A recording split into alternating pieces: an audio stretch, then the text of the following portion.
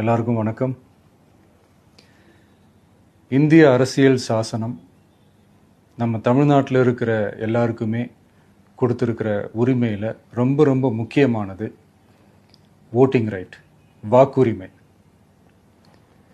ஒரு மனுஷன் உயிரோடு இருக்கான்றதுக்கு அடையாளமாக இருக்கிறதுல அவனோட ஓட்டுரிமை ரொம்ப முக்கியம்.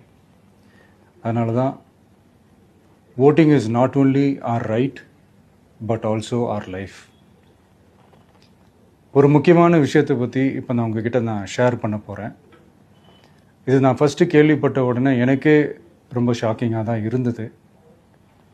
இப்போ நான் பேசிகிட்டு இருக்கிற இந்த நேரத்தில் தமிழ்நாட்டில் இருக்கிற நம்ம யாருக்குமே ஓட்டு போடுற உரிமையே இல்லைன்னு சொன்னால் நம்புவீங்களா? நான் நீங்கள் உட்பட யாருக்குமே அது இல்லை. நான் பயமுறுத்துறேன்னு நினைக்காதீங்க, அதுதான் நிஜமும் கூட. கொஞ்சம் ஏமாந்தால் நம்மளை மாதிரியே இன்னும் லட்சக்கணக்கான பேருக்கும் இதே நிலைமை தான். ஓட்டு போடுற அந்த உரிமையே இல்லாத மாதிரி ஒரு நிலைமை வந்தாலும் வரலாம். இதுக்கு மெயின் ரீசன் அந்த எஸ்ஐஆர், ஸ்பெஷல் இன்டென்சிவ் ரிவிஷன், சிறப்பு தீவிர திருத்தம்.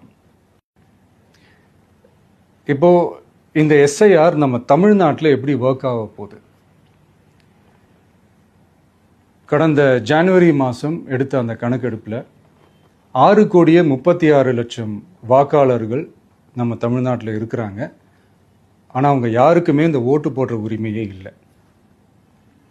அந்த பிஎல்ஓன்னு சொல்லுவாங்க, பூத் லெவல் ஆஃபீஸர்ஸ், வாக்குச்சாவடி நிலை அலுவலர்.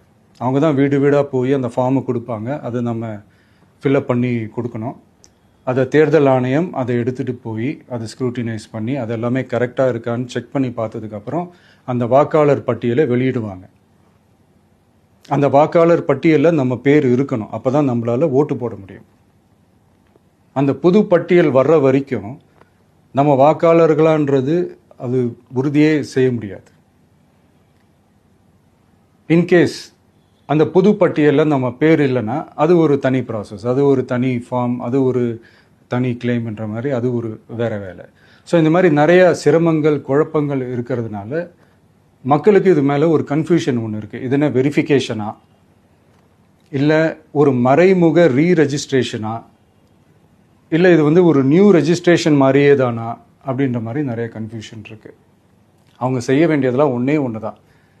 இந்த மாதிரி வீடு வீடாக போய் அந்த என்யூமரேஷன் ஃபார்ம் நம்ம ஃபில்அப் பண்ணி கொடுக்கும்போது அதுக்கான அக்னாலேஜ்மெண்ட்டை அந்த பிஎல்ஓ அந்த ஆஃபீஸர்கிட்ட இருந்து நீங்கள் வாங்கிக்கணும். அது ரொம்ப ரொம்ப முக்கியம்.